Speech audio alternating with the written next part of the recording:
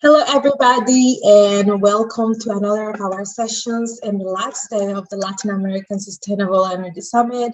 We are very excited now because we're going to talk about not a new topic, but a topic that actually seems new and that we require more information in order to have not just opinions, but in order to get involved with it. So I'm talking about ESG and carbon capture.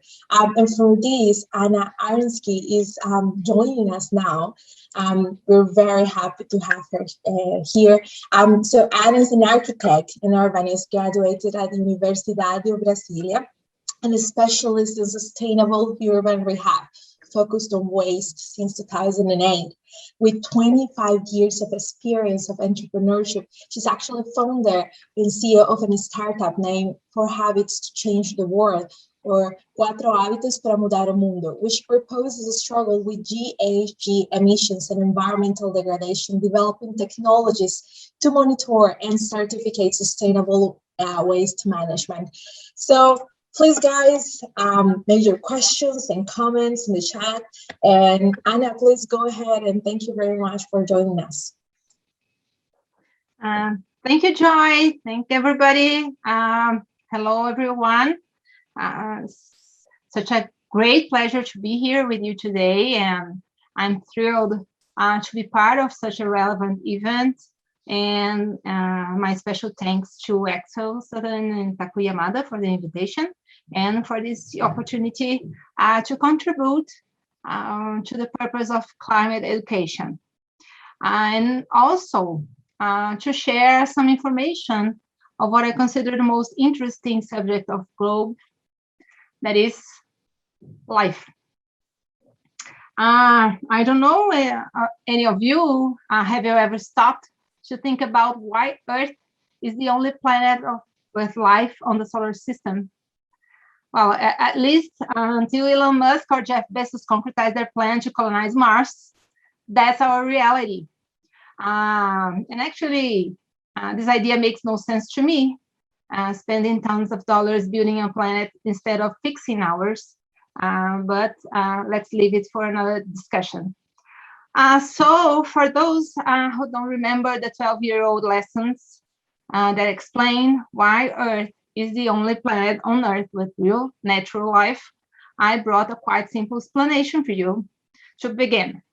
So the biosphere, or the sphere of life, that what it means, is a dynamic cycle interrelation between three ecosystems with interdependent cycles, but which influences one another.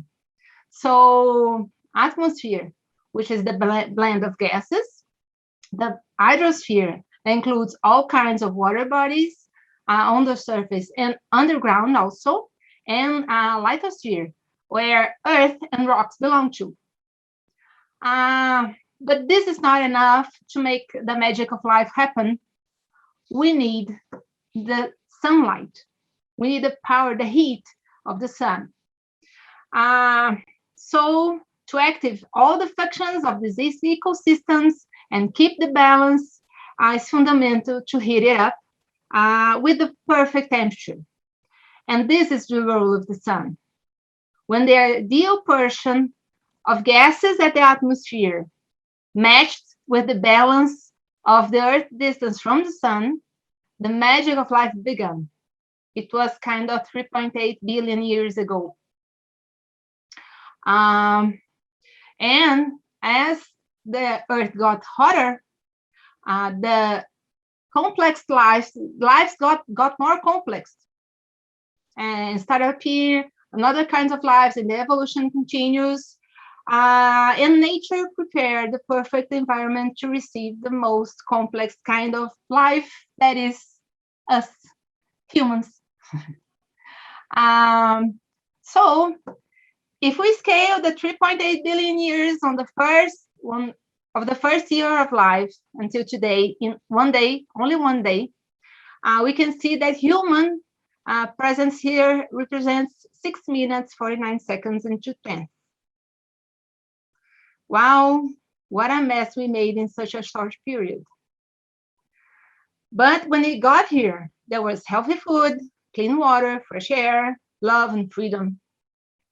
And I know in a flash of a second, you wish you were born 3 million years ago. I thought about that several times, but this is what we have now. And I realized that my role and your role here today is to start a disruptive movement on the opposite way humanity has been walking through on the last 607 years, or 1 second and 12 tenths on the 1 day scale. For me, that all studies indicate the Industrial Revolution as the very great cause of climate change on Earth. Studies are completely right, but we analyze as a clipping of a planet heat map. While we look at the picture and consider when the mindset of large-scale destruction of nature started, we must step back 675 years ago and not 80. Deforestation started. This is a picture of a famous painter. He was from German, Johann Moritz Rohendas. He started his painting work in America, starting from the south part of Mexico and going down, and painting all the scenes he used to watch. And he started painting Mexico, all the vegetation, etc. And when he got in Brazil, that's what he painted. So we were the first victims of these terrible and unexcused crimes, followed by India and Africa. Deforestation is definitely not an activity of the last 50 years, but yes, industrial activities combined with population growth popped up the energy consumption that represents today, according to the last IPCC study, 76.3% of the GHG emissions. So what does all this mean? It means that we have a lot to do, and it means time is really short. Heating up Earth's average temperature a more than 1.5 degrees. We used to have an average of 15 degrees on the planet's surface. And if it got 16.5, this will cause a terrible, irreversible damage on Earth. And it seems to me that nature will make it happen, splitting out humans from the area. This is the way she is defending herself. So never underestimate the power of Earth to do that, and it's real, and it is really happening. The incidents of flooding around the world are increasingly year by year. There were 9 floods registered worldwide on the last 15 days. Rain bombs and hurricanes are even more frequent, as much as droughts. Fires occurrence are also increased a lot. And all this results in deaths, water contamination, and food loss. So we must concentrate our efforts to bring the environmental back to the balance through human activity. We have led our situation to that. We have to make the change too. So this is what we are going to talk about. That is why ESG came to the table. These were the reasons that this concept appeared. But it's not so recent. Let's start with the E, the environment agenda. That begins in 1972. I'm going to say that is the year I was born. So now you know my age. And I know I look much younger, but that's okay. And this started with the publication of Limits of Growth.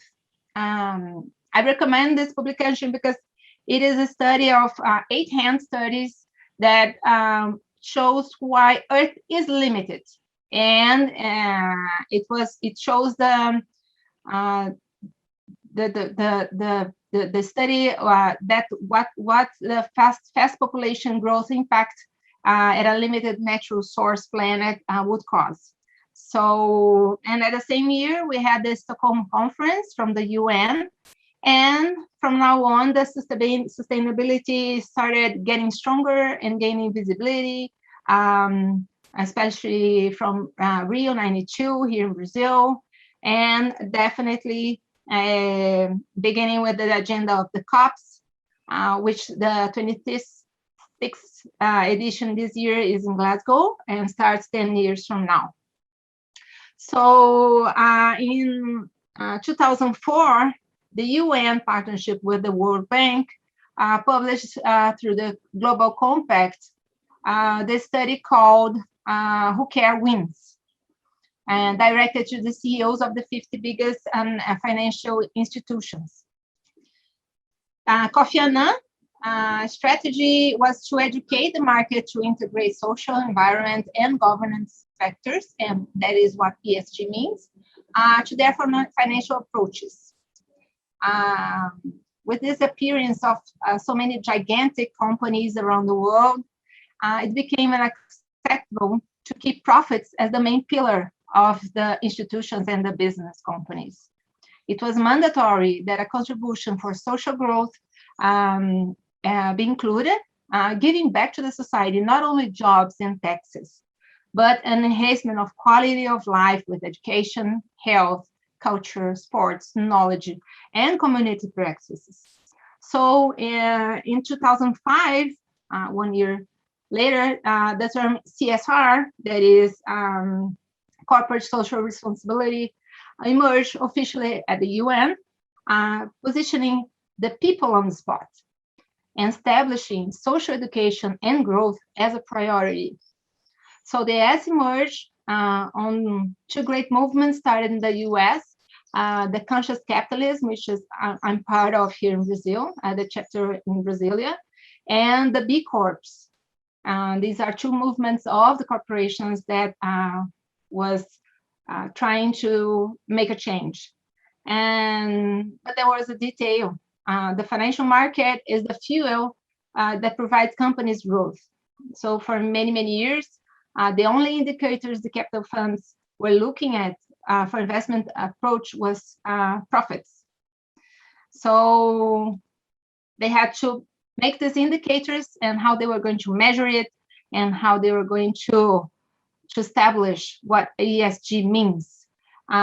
So governance was a relevant issue to avoid risk of losing money. And this is why these indicators are so popular now, let's say this word, because the risk of investments are going to be are being calculated by these indicators, and governance is supported by 6 pillars, which indicates the governance levels in the companies, and these pillars are rules of law, moral integrity, transparency, participation, responsibility and accountability, effectiveness and efficiency. So the governance part was the easiest thing to implement because it's easier to measure. So it came here. It came to the table first of E and S importance. We can find more governance at companies now than environmental and social responsibility. But since 2015, this man, Larry Fink, the CEO of BlackRock, that is the biggest capital fund of the planet. And if anyone knows his address, please give it to me. I want to send him flowers, because he's been communicating the importance of the attachment of the environment and social indicators on corporate performance. And companies with such practice has shown a better performance, greater value on the market, and a significant decrease of risks. And on 2021, this year, at the World Economic Forum at Davos, he made the last step and declared that from now on, there would be no investment in companies without ESG indicators and good performance from BlackRock. So you can imagine the big shake this man made. And it means a very big keychain to all business on Earth. And it's a great opportunity too, because ESG is mandatory now for all kinds of business, including startups like mine, transportation, energy, packaging, or any other input suppliers. So the companies are looking for all their value chain, and any partner or supplier must be on the same page to level up their score. So you guys are young and you're starting your career, and you must study this because it is going to be mandatory for anyone that you serve. And also, ESG is a powerful mechanism to reduce the GHG emissions caused by human activities. But as I said, we are running out against the clock. So what do we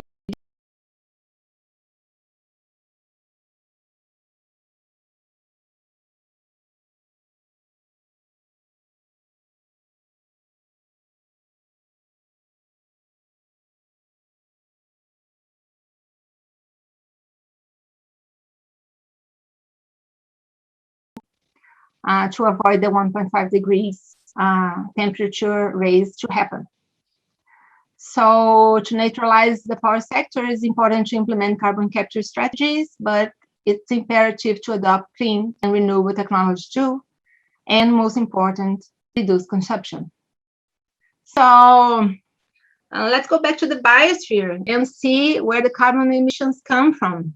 And you're going to see here that 78% is carbon nitrogen, 21% oxygen, that is what we breathe, and only 1% is from other gases.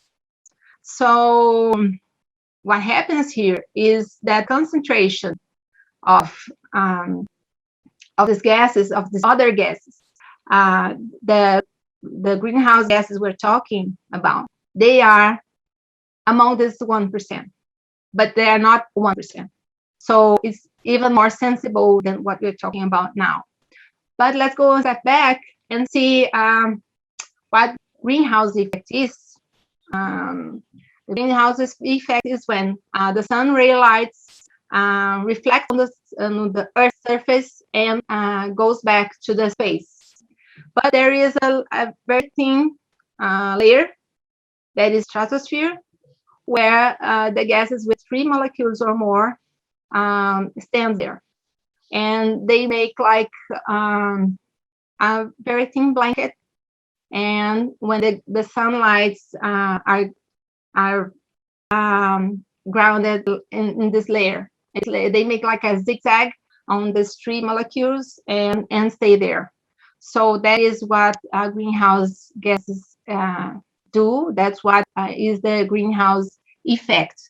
And what happens here is that we have the CO2, which concentration is 0.036%. So it's not 1%, it's not 0.5%, it's just a little bit.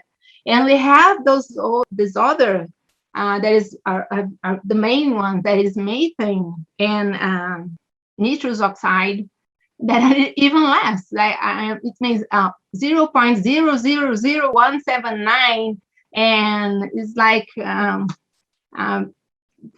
20 times, 70 times less than the CO2. And what happens here is that methane is 28 times more potent on greenhouse effects, more powerful than the CO2. And the nitrous oxide is 50 times more powerful in greenhouse effects than the CO2. And we have another problem. But people that doesn't believe that CO2 is the component that makes the heat. Studies prove that Venus is 2.7 times more hotter than Mercury, but Mercury is closer to the sun, and they found that the cause of the heat was the CO2. So what happens here is that methane and nitrous oxide are not absorbed by trees or by the earth or by the sea, the water. And so this is a serious problem. Here is the where the green gases come from the human activity. So we have transportation energy is the main generator of CO2. But as we see, agriculture and waste are the greatest generators of methane and nitrous oxide. So what we have to do is we have to pay attention on that, because we can neutralize part of the CO2. We're not capable to neutralize everything, but we can neutralize with trees. But methane and nitrous oxide that are even more powerful, we can't. So I had an opportunity to attend to an online course of study of CCS, this carbon capture storage, offered by the University of Edinburgh and the UK. And I brought some solutions that are being developed worldwide. Like to pay attention and see if it makes sense for you. So the first one is this, the Sex Power boundary dam. It is a post-combustion capture, is commonly used on power plants on the production of electricity from heat. Is a process that separates the CO2 from the flue gas, compress into a liquefy, and send it back to the geological storage. So you see is a very big giant. I say that is a white elephant. And this plant is in Canada. And the second one, as you can see, we have no pictures of that because they are very new technologies, is a capture by oxy-fuel combustion on coal-fired power plant. What happens here is that they separate nitrogen from the air. So the air is pure without oxygen, and this makes the concentration of CO2 gets much higher and easier to compress, liquefy, and transport to be permanent in geological storage. There are no large-scale plants for this, just pilots in Germany, Spain, and Australia. And also this technology can be used on cement and steel industries. The third case that I have no picture yet, but is pre-combustion, that consists on the method to convert fuel into hydrogen and remove the carbon dioxide before the combustion of hydrogen to produce electricity. There are no large scale of commercial plants with this technology, but there is a city in the UK that is designed to be completely powered by hydrogen in the next 5 years. There are other interesting utilizations of CO2, like the asphalt, when they put CO2 to be absorbed instead of water on the mix. And there is chemical and plastic industries that are applying CO2 on their production.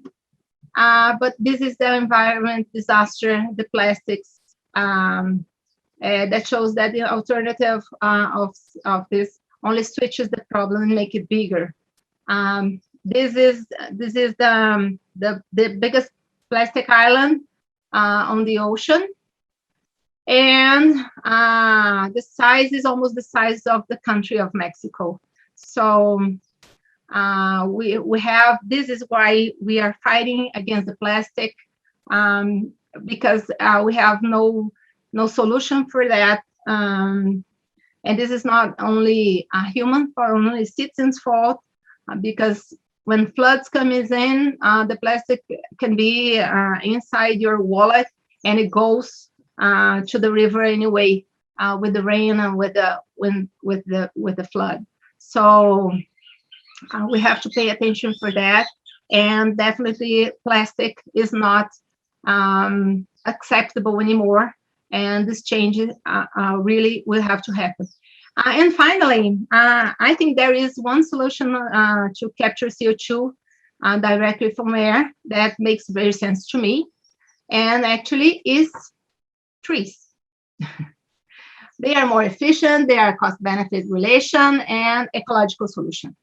It brings much more benefits embedded, such as air purifier, stability of the soils, warmest temperature, brings biodiversity back with the attraction of birds and seeds. Yeah, in the insects, they provide seeds in abundance to make it multiply naturally, gives food for humans with their fruits, and they are great ornaments for urban spaces. So I see no other solution better than trees, but they are not sufficient. There is not enough space on Earth to plant trees to make this change that we need to. So from my point of view, there is no unique solution for such a complex situation. And it is important to develop transition mechanisms to avoid greater impact of the population and the economy. And I would like to share with you some thoughts. I would appreciate very much your opinion about that. And this is something that I think all of us has to put in mind and make it put in practice. So let's make, I think that great solution is a combination of 4 different actions, and starting with strategies to eliminate methane and nitrous oxide emissions. So we must bring up solutions and disappear with landfills. Landfills are not an environmental solution. And we can do that in less than 10 years. And the CO2 of the methane of the existing plants can be transformed into energy, use the gas that with the landfills that exists, that are already there, explore it. But waste for me is an error design. So there is no waste on nature. Nature is efficient, nature is cycled, and nature is interdependent. And our humanity has been wastable with the maximum, linear, and independent and separate. So this is the mindset we must change. And I think it's possible to direct all the waste to circular economy with just 4 steps, and or just 4 habits. That is the name of my startup. So composting organic waste locally, leading recyclables back to industry for new packaging or products or components. Give direction to high recyclable materials for co-processing on cement plants as a substitute of oil to produce energy on those plants, and exploit methane on wastewater treatment and toilet trash to be used as energy too. So with just 4 steps, we can disappear with landfills and methane from wastewater treatment. The other front is reforestation, and stop deforestation and start investing. Amazonia has on the process of struggling with climate change, but its preservation doesn't solve the balance of the ecosystems we need in Brazil. And the greatest emissions from New Zealand come from the states in the south part of the country, and nobody says that. They are only focused on saving the Amazon, but nobody's saying that on the south part we are emitting that 100% of methane emissions are from land use change. So water security depends on the protection of the water reservoirs and aquifers that are spread all over the globe. And water is a flow.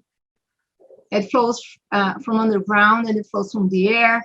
It is a flow around all the globe from one place to another. So it's a dynamic cycle that must be regenerated and brought back to balance, because lack of water is reality all over the world, but it is in the ecosystem. It is just changing the positions and the places. So we must restore these places, the regional ones that is with lack of water.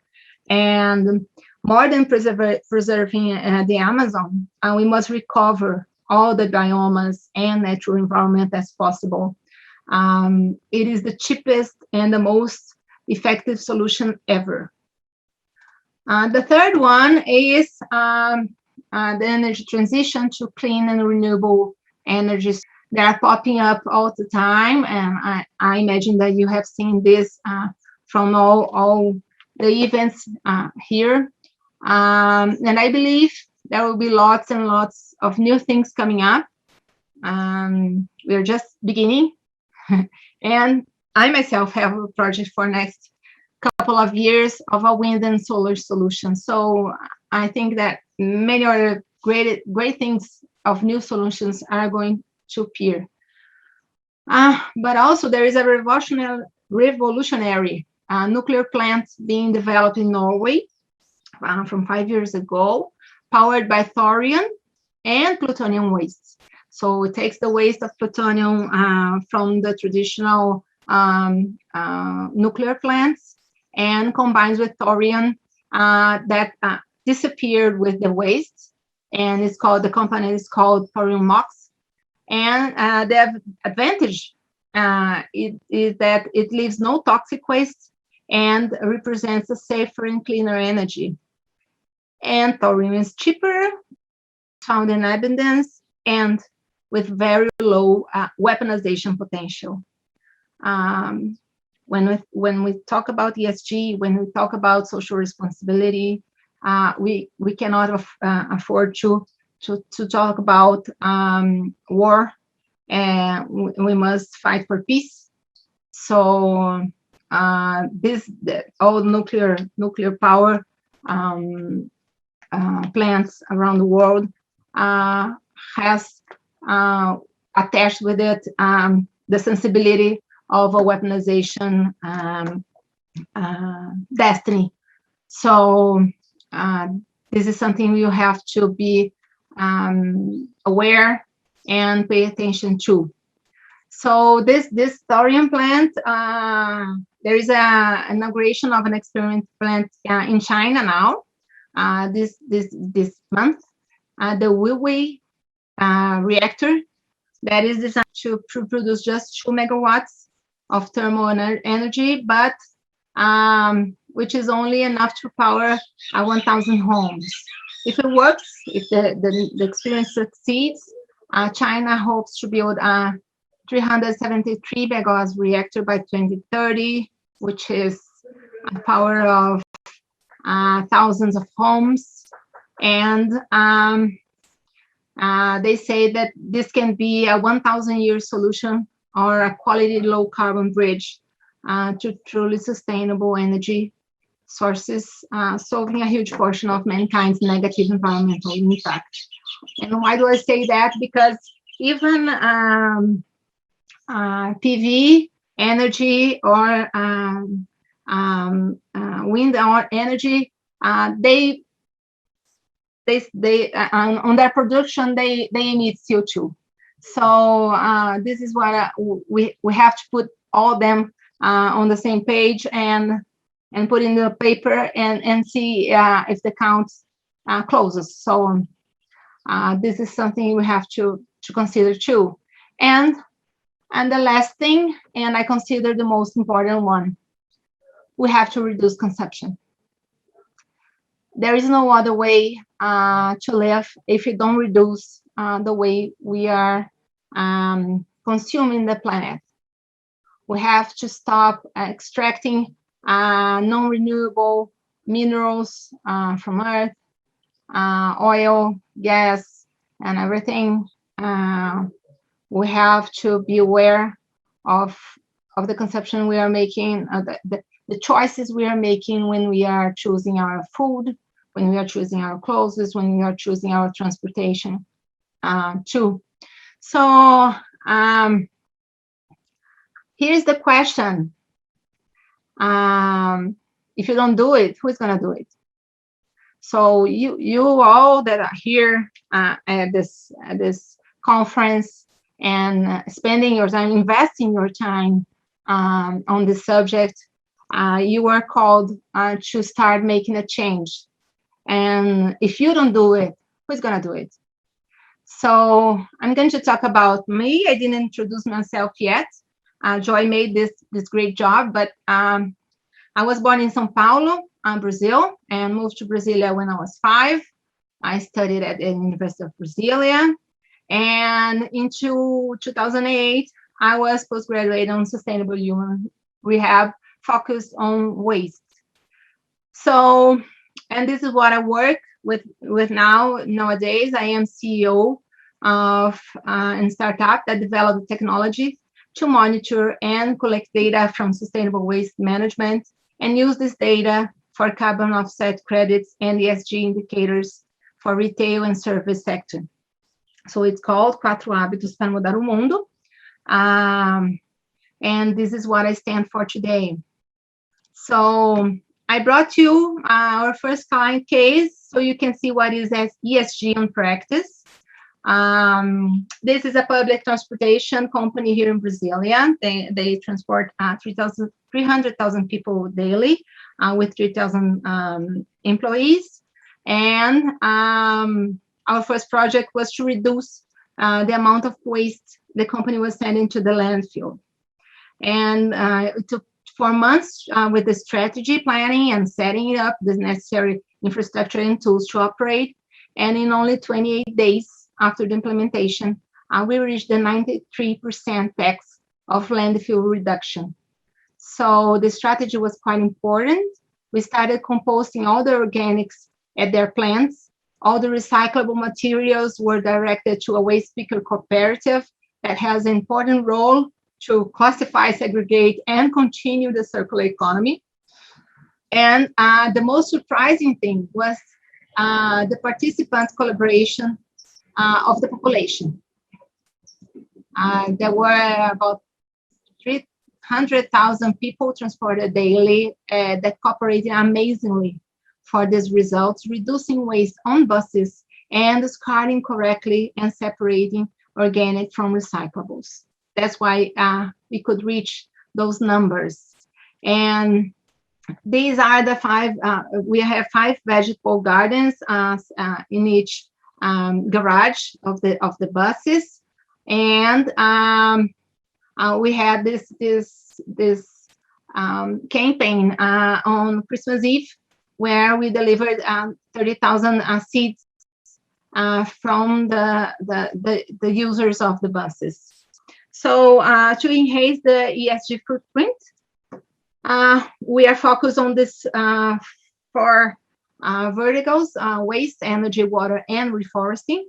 And we developed a project of reforestation that we will implement next year.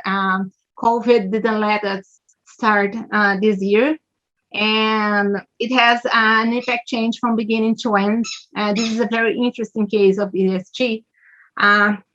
We start with the seeds. Yeah, they are native seeds from the biome of Cerrado, which is the region we are in.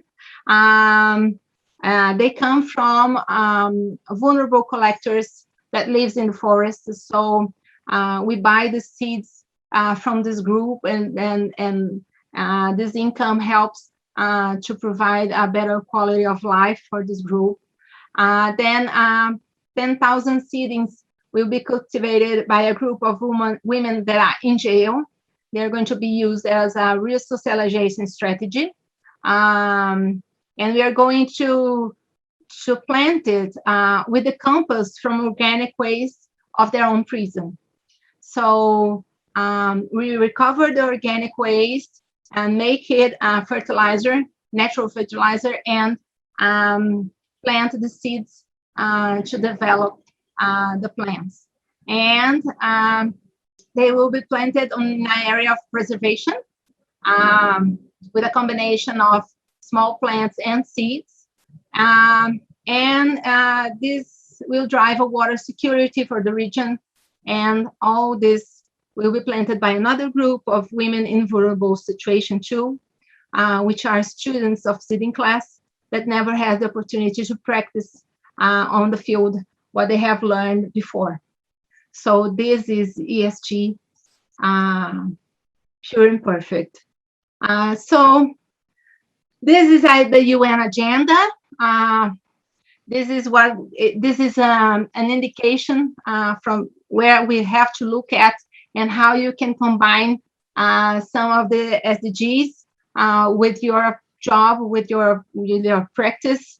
And so our main SDGs are the 11, that is sustainable cities and communities, the responsible consumption and production, climate change, and partnership for goals. So this event right now is an example of the 17 SDGs. And if I will say something for you, and now what do we do? So start changing the world from yourself. Help build the world you want to live in. If you can't change the electricity source of your home, you can consume less electricity. If you can change the water treatment system of your house, you can waste less water. If you can't avoid generating waste, you can discard waste separately, compose your organics at home, send the recyclables back to the circular economy, and avoid plastic that are causing a real disaster in the oceans. If you don't have a recycling chain in your city, this is a great opportunity to develop one in partnership with the third sector and begin a new business. So you are young, and we are trying to deliver a better world for you, for this next generation, and you have the chance to change your future that is in your hands. So the question I'll leave with you is, what is the difference they want to make in the world with your existence?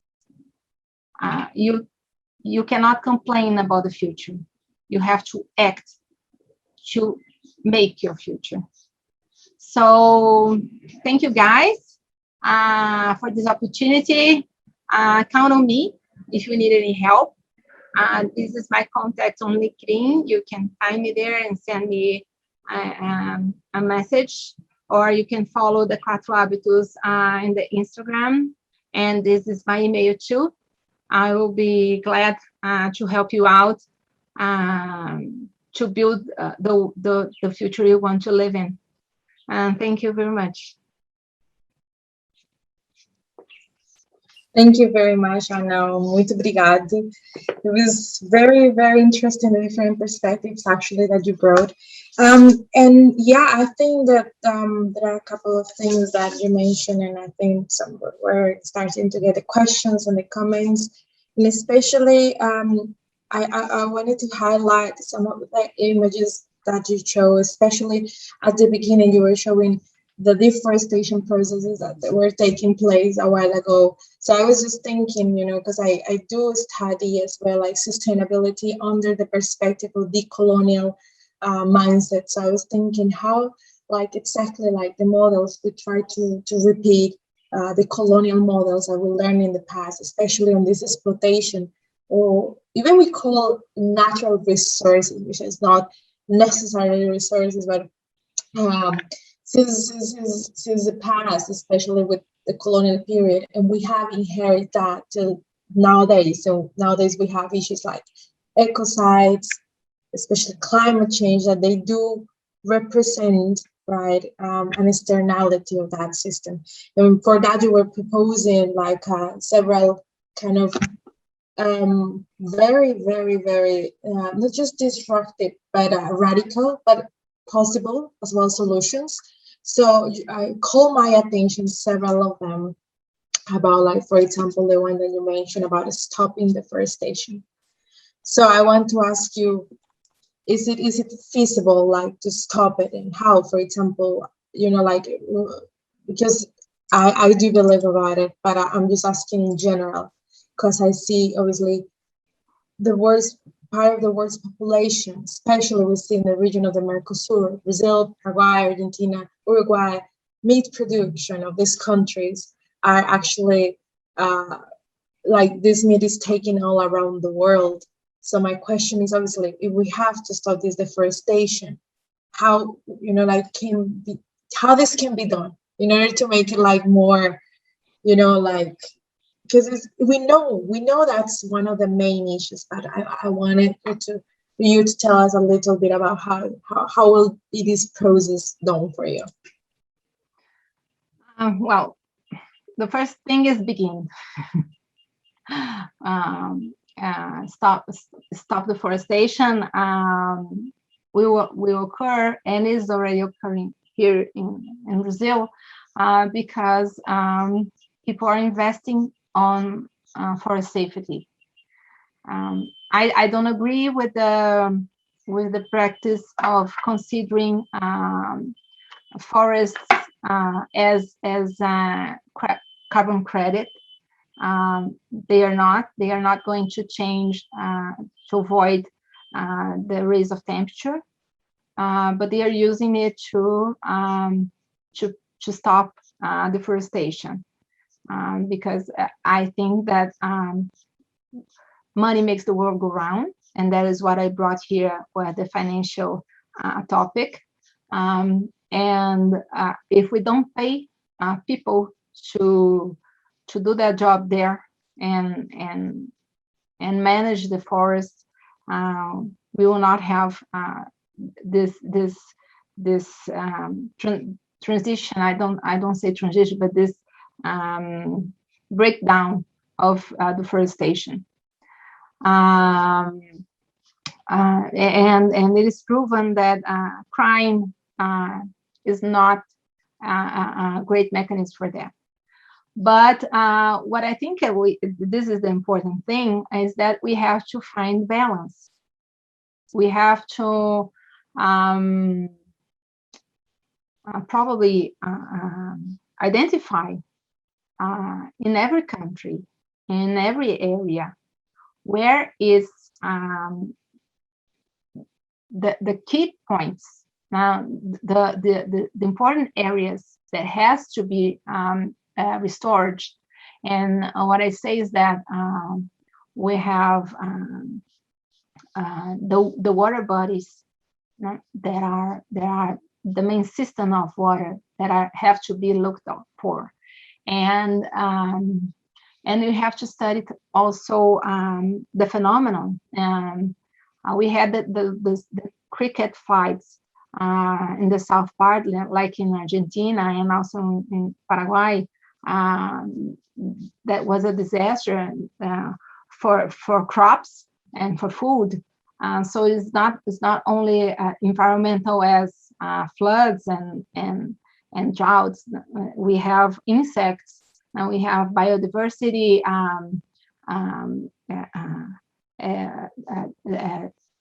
mischange. So we have to study this profoundly and see the origin of all these of these happenings, and try to keep it to the balance. So I definitely think that we have to look at this at all the places, and I think that Europe and United States and America, North America, must play an important role there, because they have not spaces for forests, and the agriculture has taken place. But what I think too, and what I have seen, I really appreciate a disruptive way of planting that is called agrofloresta or agroforest. And when they mix forest with agriculture, and I practice here in my field, a small place, but it's very interesting is when you bring all the biodiversity and differences, and it brings abundance to all the ecosystem. And I think this is a solution. This is a concept brought by a Switzerland citizen, and he came from Africa. His name is Ernest Gosch, and he has a channel in the YouTube that is Life in Syntropy. I really recommend this. This man for me is a master. I stopped everything to hear him. He's incredible, and he studies this exchange. So I am passionate for this solution. I think this is a worldwide solution. He is trying to make some studies in Portugal and in Africa. This will give Earth security from erosion, bring back water. At his place in Bahia, he said that he planted water, so it started raining again. He recovered 7 water bodies that had disappeared. So this is revolutionary, and this is made with Earth, with nature. So I think this is the most important solution. And also this other revolutionary things, like, for instance, there is I didn't bring this. There is a case of algae culture, as the algae farm, and that is there is absorbing CO2 too, and the algae is being made for medicine and for food. These are great solutions that are going to brought up. They are studying that the ocean is a great absorber of CO2 too. So I think that the main thing is to focus on methane and nitrous oxide that are getting higher, and with this old solutions that are not solutions. If you look at, you see that they are Da Vinci's solutions. We are talking about 500 years ago, when Leonardo da Vinci brought this. So we have to change. This is not compatible to Elon Musk and Jeff Bezos flight to Mars. So I personally, I think they are going the wrong way. They could be using all this technology and intelligence that are greater to fix this planet that I am passionate about, and I don't want to leave this place. If they want to go, that's okay. I don't care, but I don't want to leave this planet. I am passionate about this. All right, thank you. And there's another quote I took, and I'm quite curious about. It said that there is not enough space on Earth to plant enough trees that we need. How come is that? Like, is it a study? How? Because we always, especially as young people, we hear a lot about reforestation, about and we have even talked about this days a little bit about like this greenwashing and stuff, as well as some companies that they use about the reforestation as a strategy. However, I think like whenever you say there is not enough space on Earth to reforestate it, can you tell us a little bit more about it? Because I know some folks were like, how come is that? Yeah, because we are emitting more CO2 than their capacity to absorb it, the nature capacity. So we have to stop emitting. We have to change the way we develop the economy development. We start to stop the way we consume fuel and coal and wood. We have to make new things, and I think that this is an opportunity. We are saying at the World Economic Forum, they said that 30 million of jobs are going to disappear, but 175 million jobs will appear. So it's a new world being built, and I think that there are going to be another things. There is another social study that I like, that is biomimetics. Biomimetics is it's a biology, but is the study that uses nature as a mentor and as a partner and as a teacher, and not a provider. We used to consume nature. Now we will have to work with nature. And I think we are going, there is a website, and is the Google of nature, that is called astnature.org. And they are mapping all the solutions that nature already have done in this 3.8 billion years of evolution. It means that it's all the elements that survived all these years is that because they had made the solution with resilience. So this is a very inspiring search, and I think we are going to be inspired by nature to make it greater. I mean, to potentialize trees actions, for instance. As I'm an architect, so there are already concrete that absorbs CO2 being made.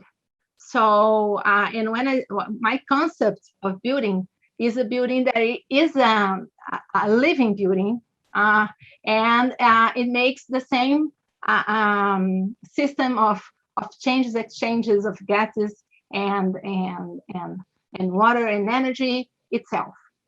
So I think this is the building of the future, and I think that this is what is going to happen. And there are very smart people around, and there is lots of studies coming in, and probably we are going to make, it's like cars that when you push the brake, you make energy with the stop of the brake. So and I think there are going to be buildings that they're going to pump water to the top, like the trees does. They're going to make photosynthesis like the trees does. So I think there are very disruptive moments coming in, and I hope I'm alive to watch this happen. Yes, of course. I hope it goes in the right way. So it's very interesting as well what you brought regarding the comparison and the importance of also methane mitigation, because most of the time we talk about CO2. However, we forget that methane is even way more powerful, and it's a huge problem that is actually is not spoken enough. So we got a question that it says, what's the best way to make governments and private companies aware of deforestation? Because if you realize, we talk a lot about people's consumption. However, we know governments and companies, their decisions count over thousands, even millions of people. So I want to know, what is your perspective on how to make these like big corporations and governments more aware regarding deforestation? Yeah, this is a great question. Actually, choice is in your hands, like votes. The vote is in your hand. I know that sometimes we have not so many choices to vote good, but what happens is that, and the market is already aware of that. So when you find a company that has better practices, that is environmental friendly and responsible, that is social responsible, sometimes it is a little bit more expensive, but it makes the difference. So the movement that is happening now is that we're making a transition from the companies that wanted to be the biggest of the world to companies that wants to be the best for the world. So, and what happens is that these companies that are with the ESG agenda active and walk the talk, and this is very important. This is not about marketing. This is about acting.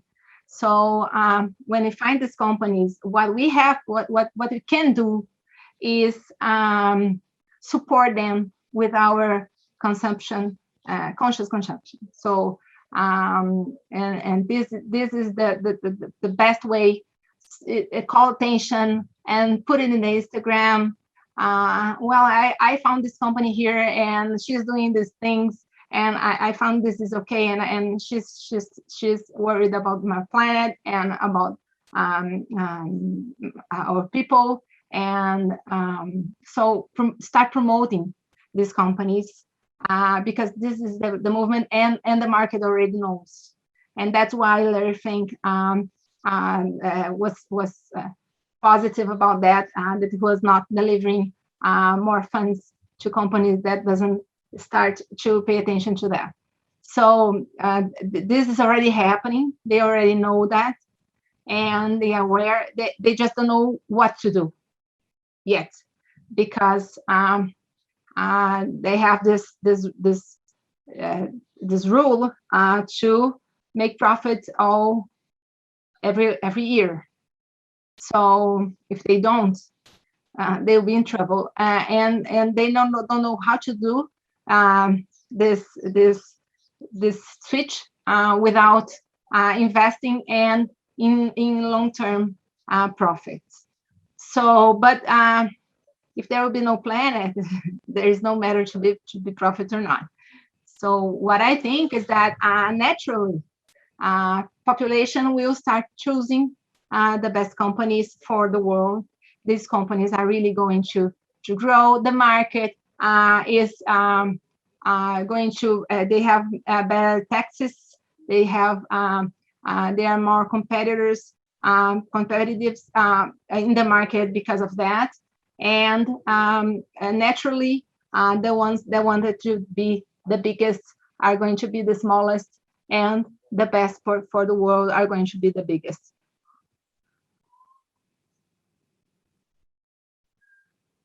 Absolutely, thank you. Okay, we got also a couple of more quotes and questions here. This is actually, we were talking about another point that is called reduced consumption, right? And for some of the folks, and especially for me, who were like kind of participating at your conference, it comes the idea of degrowth, right? Like whenever it talks about reduced consumption. So I wanted to actually ask about, because especially in masters, we are focusing on energy transition and sustainability of energy. So we know that there is a lot of people around the world who they don't actually have access to electricity, and they don't actually have a way to reduce that consumption.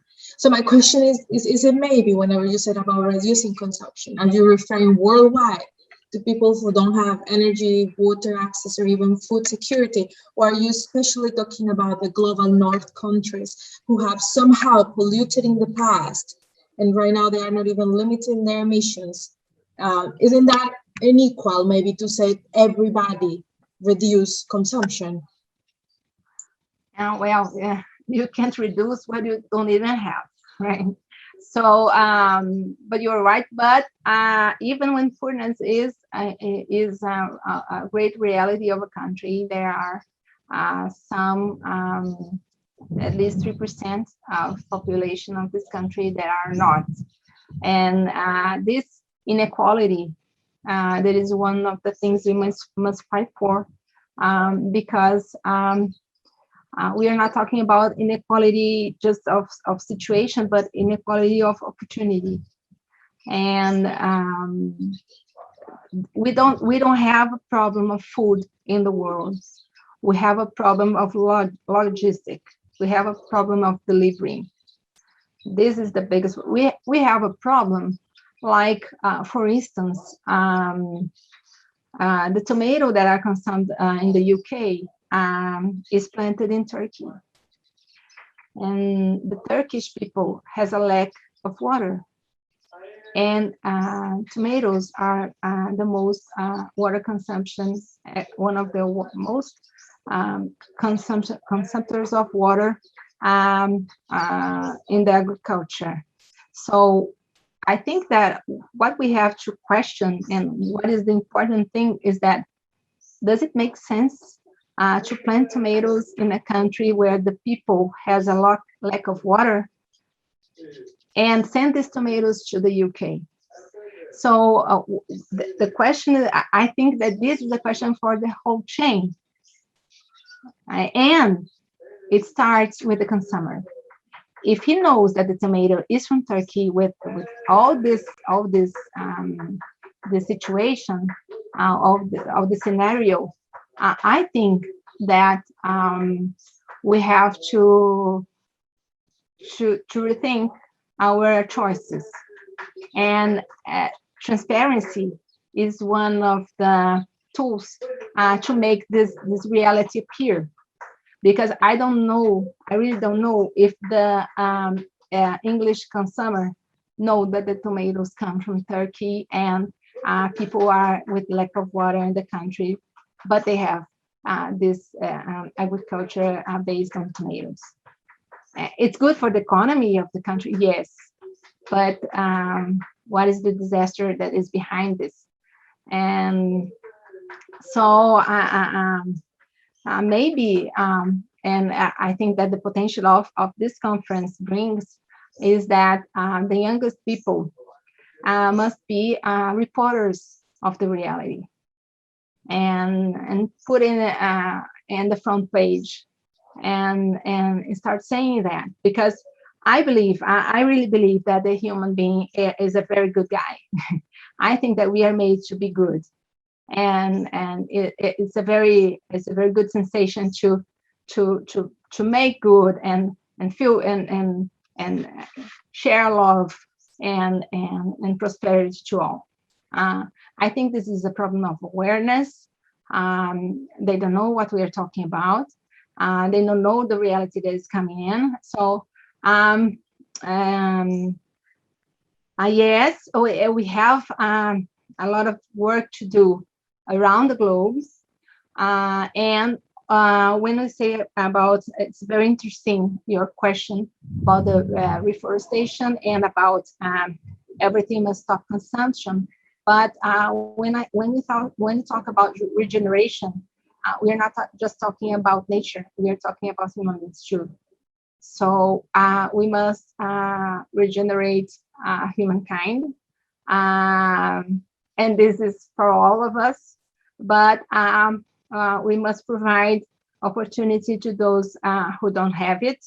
And when I say opportunity, I'm not saying giving food, and I'm not saying building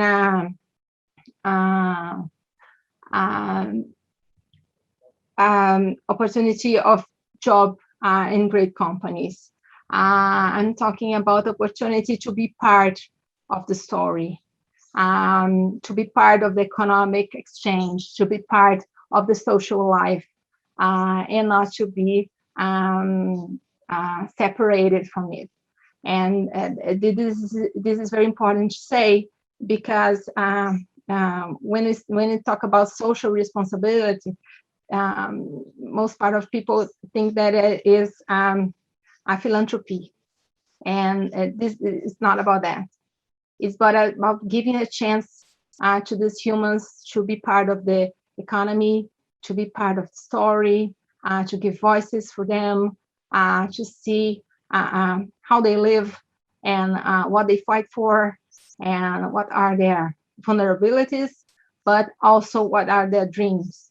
So I think that when we start looking at these people with right open eyes and with open hearts too, and understanding that they are as humans as we are, but they didn't have the opportunity we did. So how can we give this opportunity for him to fly? And this is called freedom. So in a certain way, they are jailed in their poverty and in the lack of water and food. That's very interesting. Thank you. So we have another question, and it is it the same to reduce consumption as the same as ethical consumption?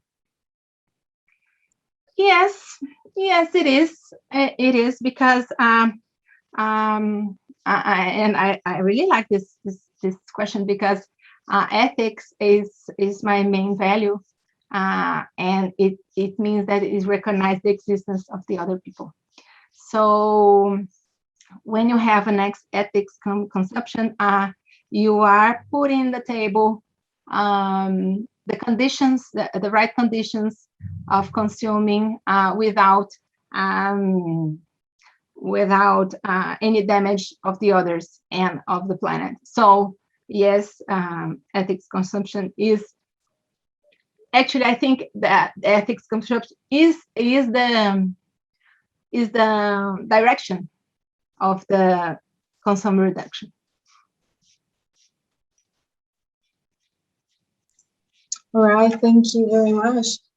So, well, we don't have more questions at the moment. It's just that a last point that I wanted to make, it was very interesting whenever you mentioned about like the transition from nuclear reactors as well as the ones based on thorium. And actually we were talking about yesterday about the topic of the geopolitics of energy, and actually the importance as well of thorium in the global perspective, such as promoting obviously peaceful relationships, but at the same time as providing enough for our energy needs, because we see that somehow we hear a lot about decarbonization, right? And especially in this event, we have talked a lot about decarbonizing the energy matrix. So I think it was also very important to know kind of your perspective on that topic. And we realize actually that the solutions are not in just one area. And as you said, there are many areas. There is the importance of